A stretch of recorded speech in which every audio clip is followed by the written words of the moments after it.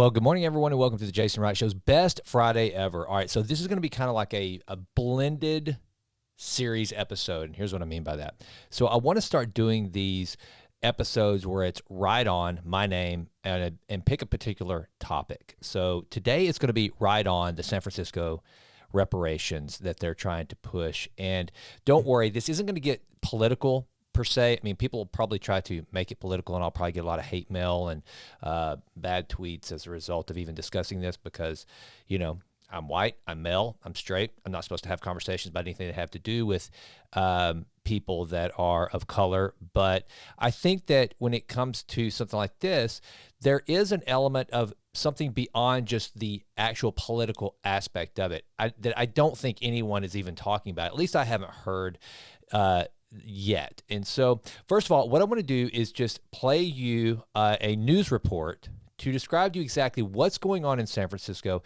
and what this proposed reparations, what this is going to look like. So here is the news report describing what's going on. San Francisco supervisors are right now considering a reparations proposal that includes a $5 million lump sum payment for each eligible black person. San Francisco could become the first major U.S. city to fund reparations as that idea gains traction now across the country. Critics say reparations are flawed and financially unfeasible. Reparations advocates say the harms of slavery have continued since its official end in 1865.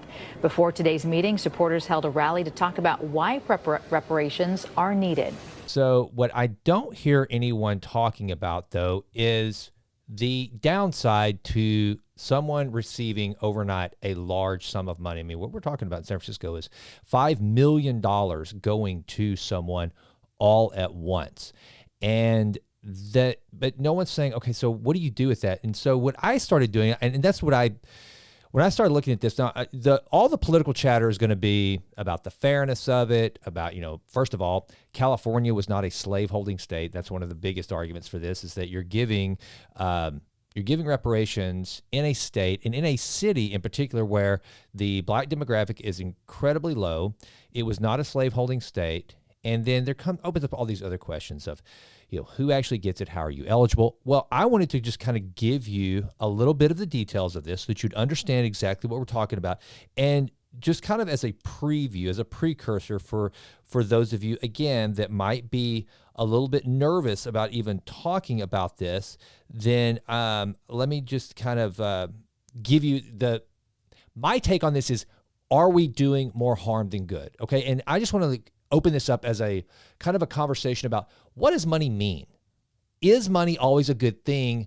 And is more money always a good thing? Is money going to really cure the problem? Are we focusing on the right things? So from a policy standpoint, that's for politicians and pundits to go over at infinitum, and they will do that, and they will fight it out.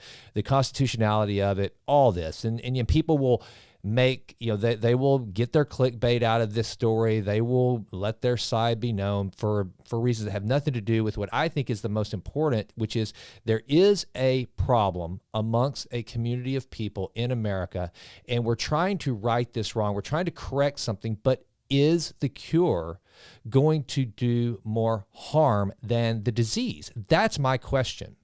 So here is what the San Francisco plan is proposing. San Francisco's proposed reparations plan, which would give $5 million to each eligible black person, will be publicly discussed. Okay. Here are the details. To be eligible for reparations, a person would need to be at least 18 years old and have identified as black or African American on public documents for at least 10 years. So I think that's kind of, and again, this is going to get a lot of play, because what they knew is that we live in 2023. We're kind of in a postmodern era where we're told that you and I can wake up and within just, if we feel that we identify as something other than we are, then we are that thing, and we're to be treated that way legally.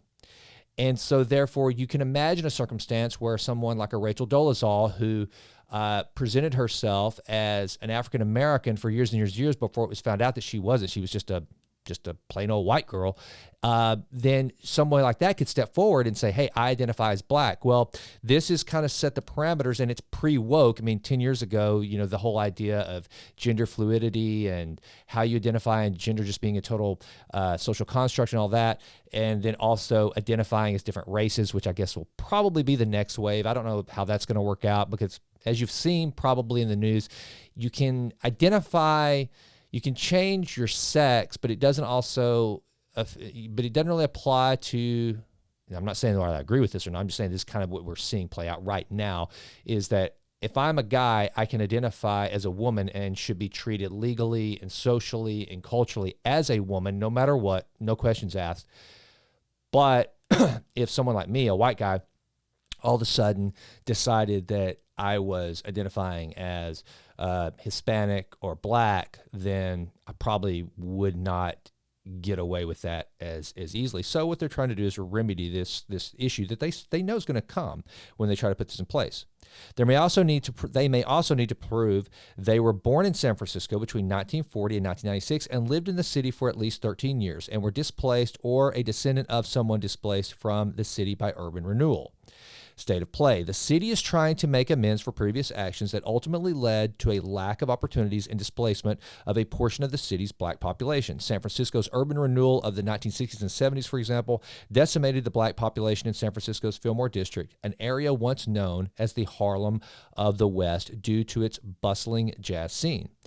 The city's redevelopment of the Fillmore shuttered 883 businesses, displaced 4,729 households, and damaged the lives of nearly 20,000 people, according to the Reparations Committee. Now, I want to say something really quick. If you've never heard of Robert Moses was a very infamous city planner in New York City. As a matter of fact, if you look across the New York City landscape, especially in Manhattan, and just all the 5 boroughs, a lot of the infrastructure you see, the Brooklyn Bridge, the Van Wyck Expressway, the Long Island Expressway, all of these different, I think it's the Battery Park Expressway, the Triborough Bridge, all these things, they were built and developed by a man named Robert Moses, who himself was accused of racism and displacing black people in particular, and making public spaces much more difficult for them to use. And it was kind of like, he was accused of building New York as a place for white people, and all he focused on was making white lives easier. And so, but in doing so, I'm right now reading a chapter in the book The Power Broker about Robert Moses and what he did. It's a great book. Robert Caro is it's a doorstopper book. I mean, the thing weighs probably 5 pounds, so it's going to take a while to get through. But I'm reading right now where he decided that he wanted to run an expressway through the Tremont neighborhood, which had, I want to say, it was going to displace. It's a pretty magnificent number. I want to say it was over 5,000 residents, and it might have been way more than that. But they were white, they were black, it didn't matter. And so what they're using here is in San Francisco, if this becomes precedent, then are you going to then take that to New York and start looking at some of what Robert Moses did back in the day in shaping New York and apply it equally to the Italians, the Irish, the Hispanics, the Latinos, because there's a big Puerto Rican population. Are you going to go back and apply these standards in New York and every other city in which, through eminent domain and through gentrification and through public works, that there was taking? I mean, it's just going to open up this whole crazy can of worms. So anyway, black people made up 13.4% of the city's population in 1970, according to the U.S. Census data.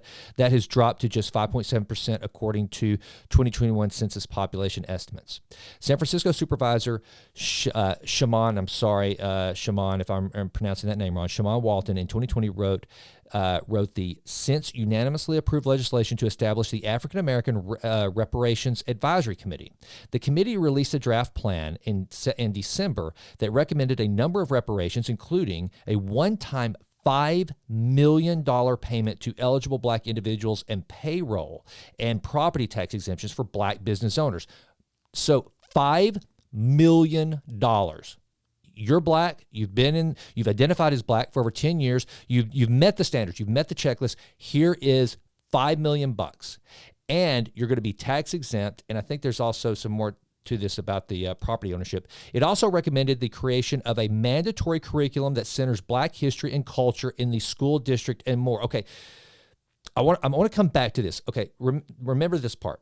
It also recommended the creation, of a mandatory curriculum that centers Black history and culture in the school district and more. To determine the $5 million figure, the committee looked at factors like income disparity, the wealth gap, and specific incidences where Black folks in San Francisco were legislated out of opportunity.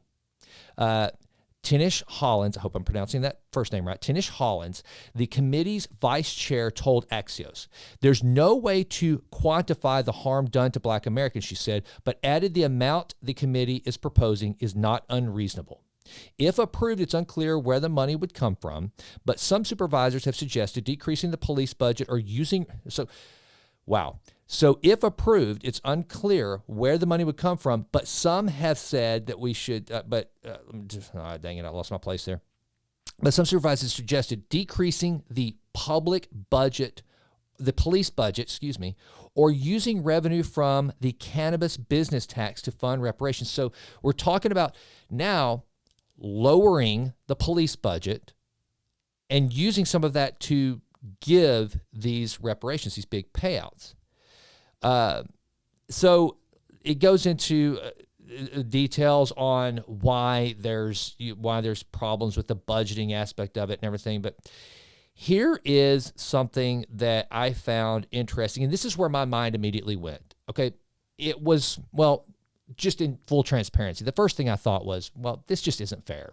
Bottom line, it's not fair, but who cares about that? I'm not worried about that. Look, I hope that you're someone listening to this, that you're able to hear a story like this and go, fair or not, life is pretty good. I'm not going to get caught up in what is fair to one and what's not to me. Just, I'm going to take care of me and my family according to the best of my abilities and my rules. So the fairness aspect that came in is like, that doesn't sound really fair. But now let's look at this as, is this going to actually cure the problem? Because that's where my heart and my mind really is how do you ultimately help people generationally? There's a great book that I read years ago whenever I was helping to form and found a nonprofit here in Tyler focused on life transformation. It was originally the East Texas Cornerstone Assistance Network, and then it became the Hand Up Network. And the idea with the Hand Up Network is life transformation. It's not a food bank. It is not a closed pantry where you give emergency need. Those are absolutely needed. Those are great charities. And the Salvation Army and places like that do amazing things. Here in Tyler, Texas, where I sit, you can get a free hot meal 3 times a day, 7 days a week somewhere. So there are some great, unbelievable organizations making sure that people have the clothes that they need on their back. There's work programs, there's education. But what we wanted to do was create something that was more focused on life transformation. If you're in an emergency situation, okay, that's cool, come in. We want to help you, but we want to do our best to make sure that you never get there again. And so as part of it, a book that was recommended to us by a gentleman named Mike Doyle, who is over in South Richland Hills, Texas, who created the original Cornerstone Assistance Network, has done amazing work with the homeless and the needy throughout Texas. And then he advised the Obama administration, just a wonderful, wonderful human being. And he recommended that we all read this book, Toxic Charity. And one of the things you learn really quickly in Toxic Charity is that best intentions can cause some of the worst harm. For example, the book outlines all the money that we've sent to Africa over the years to the tune of, I want to say it was over $1 trillion. It was multi-trillions of dollars. And yet the improvement to the lives of the people in those countries has not changed that much at all. It talked about the psychological impact that this does on families. One of the descriptions the author makes is like whenever he was writing the book, or it was before he wrote the book, he and his wife decided, look, if we really want to help the communities that we're trying to serve, we need to live amongst the folks that we really want to help. We want to be a part of their community. We want to learn them. We want to get entrenched and be a part of their neighborhoods and their culture. And so they actually moved into an inner city neighborhood. And on Christmas morning, the author describes that they were sitting there and he was visiting with one of his neighboring families, which was a black family. He's a white guy that wrote the book, and he's visiting with this black family. And all of a sudden, this van pulls up outside and all the kids go running to the window. They're all excited. And the father of this household, the black father, when the van pulls up, he just kind of eases out the back door. Why was that? Well, it was Christmas morning, and the van was a group of white people coming from the quote-unquote better side of the tracks to deliver gifts to the children. The children were excited. It was Christmas morning. They were getting gifts. But the father had been completely emasculated. They were doing, these well-intended people trying to help a family in need. They were doing something for this man's children that he was not able to do himself, and it emasculated him. And the author said that just really stuck with him. And so being a part of organizations like this and understanding the toxicity of charity and just good intentions, I've looked at this at a deeper level to try to figure out what works and what doesn't. We can't just have this kind of, well, it's really easy to say, give a man a fish and feed him for a day, teach him to fish and feed him for a lifetime. But then you're just going to walk away? Or are you going to actually stick to that idea and go, okay, now I believe in that, so here, let me take my time and energy to teach you to fish? Well, I think what we're doing is we're causing more harm than good. And here is what always happens. First, you have appreciation. There will be a brief sugar high from this. If this were to happen, I don't think it will, because there's just, again, there's too many legal issues, too many constitutional issues. Again, that's for policymakers and politicians to work out. I'm talking about, does this form of charity or kind of making amends and always being so obsessed on this idea that money solves everything, is that going to be the fix in this case? And my answer is most likely not, because what happens is you always start out with, first you have appreciation, then you have expectation, and then after the expectation comes anger. That's where everything breaks down. That's why it's so difficult, and that's why I would suggest to you, if you ever have a family member that comes to you and says, hey, can I borrow $20? Can I borrow $100? I can't make the house payment this month. Can you help me make my house payment? The best way to do that is to say, okay, here's the deal. First of all, they'll probably come to you asking you to loan them the money. Don't do that. Never loan family money. Don't do it. Give it to them. But here's the caveat. You say to them in this instance, you say, okay, here's what's going to happen. I will give you the money this month, but that's it. It's for this month only. And if you take this, we have an understanding, and you can even write it out in a contract to say, this is the only time that you're getting this. It's a gift. It's not a loan. Don't worry. You don't have to pay me back. It is a gift. If they decided that they want to pay you back, fine, but they're not going to, most likely, more times than not. So just give them the money, gift it to them, but let them understand, because if you give it to them, say, oh yeah, you're in trouble, and you let them motion, if you don't set any standards for it, then guess what? It's going to be really appreciated that first time. Then the next month or 3 months are going to come along, and they're going to come to you again. And what they're going to do is they're going to expect you to give them the money. So what you're doing is you're basically working against your relationship with the very person that you're trying to help. So whenever I started hearing this idea of giving $5 million, I'm thinking, that's a lottery ticket. That is a lottery winning. So I thought, what is this actually going to do to these people? Is it really going to help them? In the short term, it might. But will it help them build generational wealth? Will it help them? And most of us out there, we can't even fathom $5 million. We think in our minds, a lot of us, that $5 million, that's all the money in the world. And a lot of the people that would get this money, look, if I got $5 million, I would be able to live off of it forever. I would not need any more money, okay? But also, I've had some training and some instruction and just some upbringing that would kind of help me understand how to steward that $5 million. At least I think I would. I might not, because I'm a human being, fully fallible, fully and completely able to make some of the most boneheaded decisions that anyone can make. I'm fully capable, so I very well may, but imagine all of a sudden you put in the hands of someone who has never managed more than $150, $200 at a time. You now give them $5 million. Is that really good for them? Well, here's what I did. The first thing I did is I researched lottery winners, because essentially this is winning the lottery. I mean, if you're getting a free house, you're getting $5 million, you've won the lottery. So what does that do to people? Well, it turns out that of all the people that have ever won the lottery, 1/3 of them end up bankrupt. So let's think about this. So if 30% of these people follow that trend of winning this reparations lottery and they go bankrupt, well, then what? Because I'm of the opinion that this idea, it's better to have had and lost than to have never had at all. I do not think that applies in all occasions. Sometimes having had and lost is absolutely abysmal compared to just never having had at all. I think there's a happy medium, and there's like having had and lost, but if you're able to learn through the principles of how you got there, you can go get it again. This is a one-shot deal. This is one shot. This isn't about learning how to make $100,000 on your own by learning a skill, learning money management, learning how to manage debt, learning how to be a responsible person. This isn't that.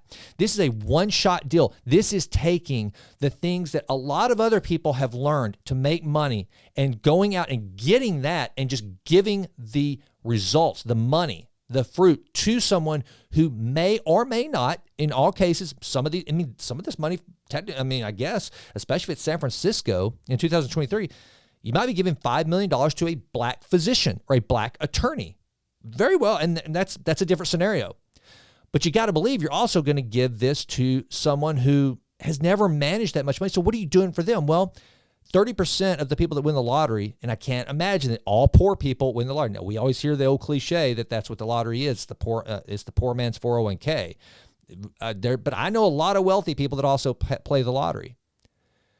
So therefore, when you average it out, if 1/3 of them are going bankrupt, then what's going to happen if that holds in this quote-unquote lottery scenario? What does that do for these people? Are their lives really made better if they got this massive sugar high, this massive cash infusion? We're looking at it right now. We did this in America during COVID.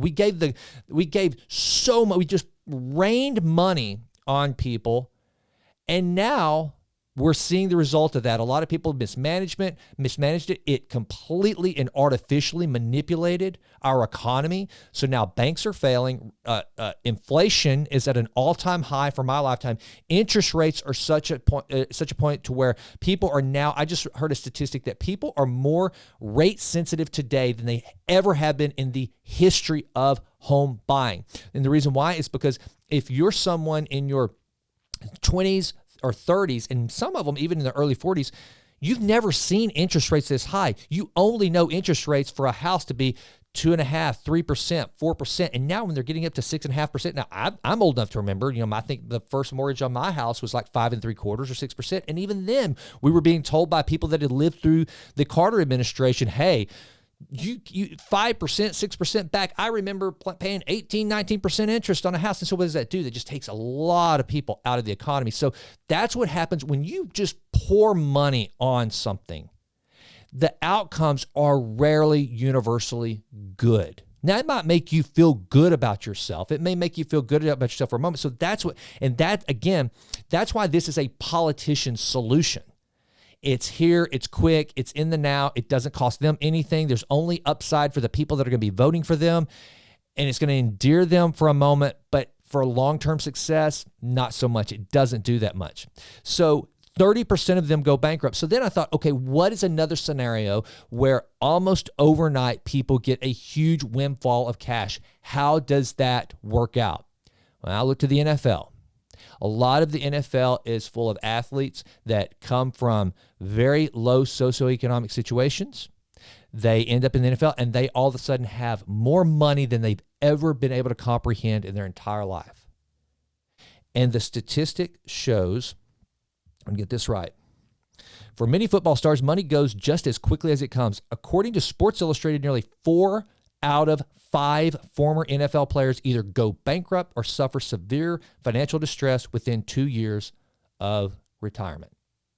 Okay, so we're going to give a lot of people $5 million. What happens if they end up being like an NFL player, which actually had a skill that the market said, you know what, you are special, you're an outlier, you are so gifted as a human being that you should be able to make this money. There's at least some market force saying that it is fair to pay you this kind of money because you are such a rarity. And even those folks that, by the way, most of them at least went to college, even if they didn't go to class that much. Look, I know I was a college athlete, and I know that, at Stephen F. Austin State University, most of the athletes were required. We had tutoring centers, and you had to perform academically to play. But a lot of these universities, let's be honest. It's just the minor leagues for the NFL, and they're not doing much schoolwork. But at least you're there, and you're also in a community. You're in a university setting where there's a lot of other people that are not athletes, and you get to at least see and hear and be influenced by that environment.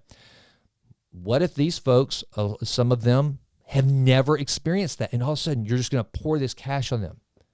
Is that really good? And here's what's crazy, folks. Here's what's crazy. I think the first time this was researched it's been decades ago, where it tracked happiness in correlation with income. And for years, this has held true. Happiness increases for every $10,000 you make up to about $75,000. After $75,000, the amount of money you make doesn't really correlate with any greater happiness. And the reason being is because they think that after $75,000, you can pretty much, the mean in the United States of America of people, and even pretty much, I guess, anywhere you live, $75,000 in Manhattan is going to be much, or in San Francisco, going to be much different than $75,000 in Tyler. But all in all, somewhere around $75,000, you can get most of your basic needs met. You can have a house, you can have a car, you can have clothes, you can have the food you need. So therefore, anything over and above your basic needs for living, it's just kind of, it's just extra. It doesn't make you much happier. So you got to ask yourself, is this $5 million for these folks that are, they've never had that kind of money before? A lot of them, again, maybe there will be, again, they're San Francisco people, so maybe they already make $5 million a year, and this $5 million will just be something that they'll be able to do whatever with. I don't know, but I got to believe somewhere in the mix there's going to be somebody that's never had this kind of wealth. So if they're still not going to be any happier, and incidentally, they're also going to guarantee them, I think for 200 years, a guaranteed base income of $97,500. So in addition to the $5 million payout, they're also going to give them $97,500. Let me explain something to you. There was once a great quote, I've used this multiple times, that says, the two most addictive things in the world are a paycheck every 2 weeks and cocaine. And the first one will kill you. Now, what does that mean? What's the point in that old quote? When our basic needs are guaranteed, and the decision is, do I really have to get up and get out of bed this morning? I got the money coming. Do I have to get up? Then we as humans, if all of our needs are met, what we'll do is we'll get into this trap to where we will not exercise creativity any longer. We will not work. We will not exercise our mind. And look, a lot of people want to say that, pull yourself up by the bootstraps and go out and work hard and everything, that's what you're supposed to do to be meaningful in life, and that somehow that's just an old trope. Well, here's the deal. Psychologically, working and creating for yourself, it is better for you mentally. You will live longer. You will live happier. There's statistics and there's research and study after study that shows this to be the case, that when we are productive members of society, we are happier. We're less prone to depression. We're less prone to suicide. We are just overall better for us. So even if it's just a purely selfish endeavor, which sounds contradictory, But, Daniel Pink in his book, Drive, he talks about this. Employers, for years and years and years, they've tried to use money as the carrot to get employees to do what they want them to do. Well, it turns out that all the scientific research does not match that as a way to motivate people. Giving them more money does not match up with making them happier, feeling more fulfilled, being more confident, and less depressed. Instead, what it is mastery, autonomy, and purpose. So if you can create an environment where you give people the ability to master something, to be good at something, regardless of what it is, if they can be good at it and feel confident in their abilities, then that is going to check a box on their overall fulfillment. If you can help someone to actually find purpose in what they're doing, where they feel like this is something that this is bigger than me. The work I'm doing is of greater cause. This is something that they've mastered and they find purpose in. And then the autonomy aspect of it, it means that I'm trusted. I can work alone. You will leave me alone. You trust me enough. You believe I'm good enough at this. And then I'm going to match this up with the purpose that I see in this. That is what drives employees to be happier, more fulfilling, and more productive. So that by the same count in life, if you're taking away their need for autonomy, I mean, they're going to be by themselves, but there's not going to be any need for them to go out by themselves and create anything. They just have to sit and collect checks. Mastery, I mean, be honest with yourself. When is the last time, even though you listen to podcasts like this, where I'm constantly talking about build your own birdhouse, go write a book that no one will ever read, go find something you're passionate about, go learn to play the guitar, even if you never planned for anyone else to hear it. If that's something you want to do it for you. Exercise your brain. When was the last time you actually just went out and did a thing for the pure enjoyment of learning and mastering? Some of you have, but very few, I guarantee you, have done it, because especially if you're listening to this in the United States, because we tend to only find value in doing those things that will earn us money. So now imagine that you're these folks. You don't have a need to earn money, so therefore, why would you ever do anything? So how are you ever going to feel that fulfillment of mastery, autonomy? And then what is your purpose? Are we honestly going to believe that these folks are going to go, wow, I'm flush with cash now. The right has been wronged. Finally, there is no need for me to be upset with my life circumstances. All doors are now open to me. I've got all these great skills. So now let me find my purpose. I was looking for a purpose before.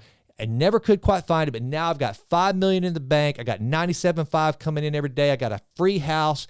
Now I can find my life's purpose.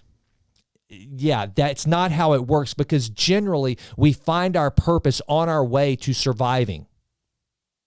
A lot of our purpose comes because we have to go out and earn, and we have to start. It forces us into a position of creativity and earning and figuring out what are my gifts and talents that I can apply that people will pay me to do, so that then I can, once I figure that out, then I can say to myself, I better master this. If I master this, then I get to do it all by myself.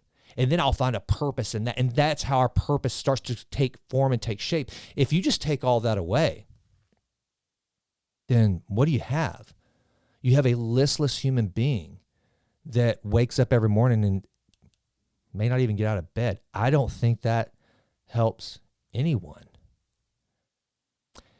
So and the thing that's scary right now in America, in particular, probably around the world, is the downside to this, as we've seen, and this goes back to, let me read this one thing to you. I found this really telling, and let's see here. Get here. Well, it was something about that I wanted to read you guys again. I told you I wanted to come back to this. It also recommended the creation of a mandatory curriculum that centers Black history and culture in the school district and more. Okay. I'm thinking if we decided tomorrow that it would be a really good idea to give every newly licensed driver a McLaren. We're going to give them all a McLaren. And in addition to that, we're going to fund understanding the history of racing, automotives, and the McLaren brand. We're going to make sure these people really, really appreciate who McLaren was, how that company was built, why McLaren has been so important to the racing world all these years. Okay, it seems to me that if you're going to give a 16-year-old a McLaren, you might want to first teach them how to drive the freaking thing, how to be safe, how to not hurt themselves and hurt others. Maybe teach them the responsibility that comes with a $250,000 to $300,000 car. Maybe you teach them, by keeping this $300,000 car, there's some opportunity costs here. I could take that $300,000 and make more money. I could sell the car and invest the money, buy some assets, and then you start teaching them how to steward their money. How do you teach them to turn the McLaren into a $5 million fortune? There's an idea, but according to this, what we're going to do is we're going to give $5 million away to a group of individuals who, just like many members of my own family, just like I probably would have been at one time, you're going to give me something I don't have the instructions for. Let me tell you something. And look, I hope I'm being Captain Obvious here, but I know some people will say that, I can only imagine how people will twist this and take all this out of context, but I think it's worth having the discussion. I know that there's been times in my life where if you gave me $5 million, I would be as likely to know what to do with that $5 million as I would if I were 16 years old receiving a McLaren. Both of them would probably cause me to end up in a very bad crash. So I hope that as this discussion gains steam, and look, it's an anchor. Here's what happened. Here's how America works, especially whenever stuff begins on the West Coast and starts to filter through the rest of the country. This is just the beginning. It's like, it's pretty much known here in Texas, if there's some really, really strong, hardcore regulation or a tax increase or something that's going to really expand the role of government, it will begin with the Austin City Council, because Austin is the state's capital, right? So they'll try to get it done in the city council. Then they'll take it to the legislature. And if the legislature can't get it done, then they'll take it back to the city council and they'll implement it there. Or generally what will happen is a far left or big government program will start in the legislature. They get it some attention. It can't get passed. So then they will take it down to the city level. And that's really how it works. It kind of works in conjunction, but generally speaking, the really big, whether it's a cultural shift, a social issue, taxation, regulatory, it will kind of get attention, get some press, and get mentioned in the state house, and then it will get into the city council where you have a much smaller group of people to agree upon it, and then all of a sudden it gets adopted, and as it gets adopted, then it'll start to filter through. Now there's precedents. It'll start to filter through the state of Texas. As the country as a whole, a lot of these things start out in California. What'll happen is they'll announce some just really dramatic thing like giving $5 million in reparations to San Franciscans of black descent, knowing it's going to get some attention, it's going to get people talking about it. It's kind of like it's the anchor, right? It's like whenever you're trying to sell a car and you price it really high at first to get the anchor. Okay, you really want $50,000, but you price the thing at $65,000. So that the person you're negotiating with if they can get you to 55 and you really wanted 50 for it to begin with, but you quoted 65, then all of a sudden the 55 doesn't sound too bad to them and you're $5,000 over what your baseline was. Tracking? Okay, that's how politics works. That's why right now President Biden has a $7 trillion budget he's proposing. He knows he's not going to get $7 trillion, but he's going to anchor it. He's going to say, okay, American people, and he's going to say to his constituency, I'm trying to get $7 trillion to do these things I want. And knowing that if he can get $6 trillion, it's still the most massive budget that the world has ever seen. So it's an anchor. That's what's happening in San Francisco. Okay, I don't think that this is going to happen, but there's some form of it that's going to happen, probably, at least at local levels, county levels, whatever the case may be. So therefore, if that's the case, if we can see that coming, this isn't rocket science, folks. There's nothing new under the sun. This is how policy works. If this is what's going to happen, then I think it's at least worth asking, are we actually going to be helping these folks? Or are we only going to give them a temporary sugar high where the hate is still in their heart, the bitterness is still in their heart, the victimhood is still in their heart? They just got to live really like ballers for a little while, and then all of it's gone. Because here's the deal. If you were to take, there's a quote that says, if you were to take all the money in the world and spread it out equally, eventually it would most likely end up in the hands that it was taken from to begin with. Do you know why? It's because those hands knew how to make it in the first place. Not universally. Some of them inherited it, but even if they inherited it, and by the way, a lot of people that are trust fund babies, look around at them. They're not, by and large, the happiest people on earth. I've known a lot of these folks. I know one right now.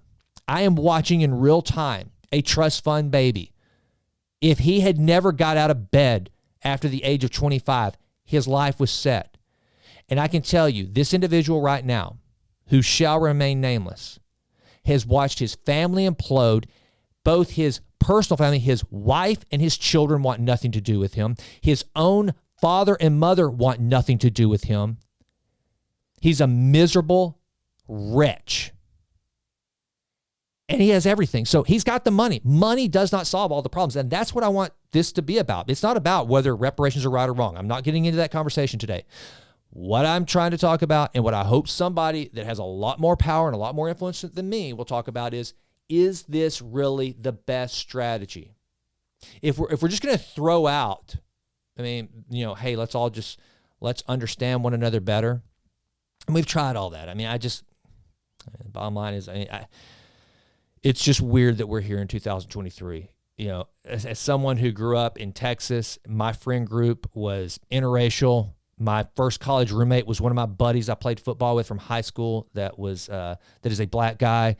I grew up in a time where we got along. And then my daughters, they came through school and they learned the N-word from a Lil Wayne song because they love hip hop. And it's not to say that everything was perfect and rosy everywhere in the world. I know I'm just a small microcosm of a macro issue, but to be in a place in 2023 where things are, at least, I don't know, there's so many people acting as though things are so bad, which I don't think they are. I think that, if you look at how you live your real life with your, blacks and whites, and Hispanics, how just people of all color, how we interact on a daily basis with one another, it's so far removed from what we see in the news.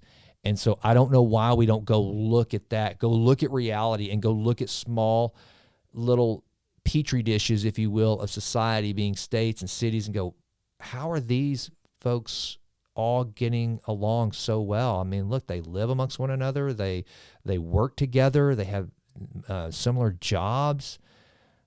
Why wouldn't we go, whatever it is that's making that happen, why would we do more of that? Why don't we research that instead of just the typical political response?